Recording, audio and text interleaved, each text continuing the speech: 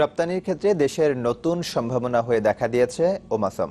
গরুর তৃতীয় পাকস্থলী বা স্থানীয়ভাবে পরিচিত সাতপাল্লা রপ্তানি করে গত এক বছরে 150 কোটি টাকারও বেশি আয় করেছে বাংলাদেশ। চীনে স্যুপ বা সালাদের আইটেম হিসেবে ব্যাপকভাবে প্রচলিত এই ওমাসম এই খাতে সরকারি পৃষ্ঠপোষকতা দেশের কর্মসংস্থান ও বৈদেশিক মুদ্রা অর্জনে নতুন সম্ভাবনা হিসেবে দেখা দেবে বলেই মত সংশ্লিষ্টদের। ওমাসম স্যুপ বা সালাদের আইটেম হিসেবে চীনে বেশ জনপ্রিয়। দিন দিন বাড়ছে এর চাহিদা। স্থানীয়ভাবে যা পরিচিত গরুর তৃতীয় পাকস্থলী বা সাতপল্লা নামে।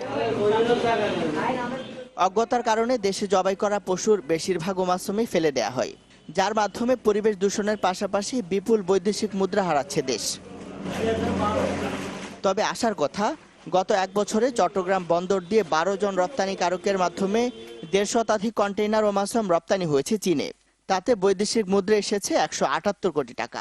প্রচুর টাকা আসতেছে, যেটা ধরেন আসার কথা না। অবহেলিত জিনিস, রাস্তাঘাটে যেই জিনিসটা কুকুরে পর্যন্ত খায় না, পড়ে থাকে, আবার ওটার পেছনে গভর্নমেন্ট, সিটি কর্পোরেশন ব্যয় করতে হয়। সংশ্লিষ্টরা জানান, পশু জবাইয়ের 1 ঘন্টার মধ্যে সাতপল্লা পরিষ্কার করে তার প্রতি পরতে ভালোভাবে লবণ দিয়ে সংরক্ষণ করতে হয়। এরপর লবণ ছেড়ে চর্বির অংশ ফেলে প্রস্তুত করা হয় রপ্তানির জন্য। তাতে কর্মসংস্থানের দরজা খুলেছে অনেক নারী পুরুষের। 1 ঘন্টার মধ্যে এটাকে ওই জাস্ট পরিষ্কার, গোবর পরিষ্কার করে লবণে পানির মধ্যে সঙ্গে সঙ্গে ফেলাতে হবে। লবণ দেওয়ার পর প্রায় 15 দিন, 10 দিন, 12 দিন থাকবে। এইটা করলে আমরা পোষা দিলে 700-800 টাকা আমরা ইনকাম। উদ্যোক্তারা বলছেন, একটু সচেতনতার অভাবে প্রতি বছর কোরবানির পশুর বেশিরভাগ ওমাসমই নষ্ট হয়ে যায়। তাই এবারের কোরবানিতে এ ব্যাপারে নজর দেওয়ার পরামর্শ তাদের। প্রতিটা পরতে লবণ দিয়ে এটাকে সংরক্ষণ করতে হবে।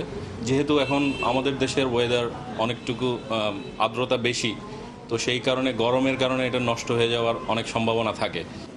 মাংস রপ্তানির মতো এ খাতেও আর্থিক প্রণোদনা দেওয়ার দাবি জানিয়ে উদ্যোক্তারা বলছেন, এটা হলে বাড়বে রপ্তানি আয়ও। ইমদাদুল হক, চ্যানেল 24, চট্টগ্রাম।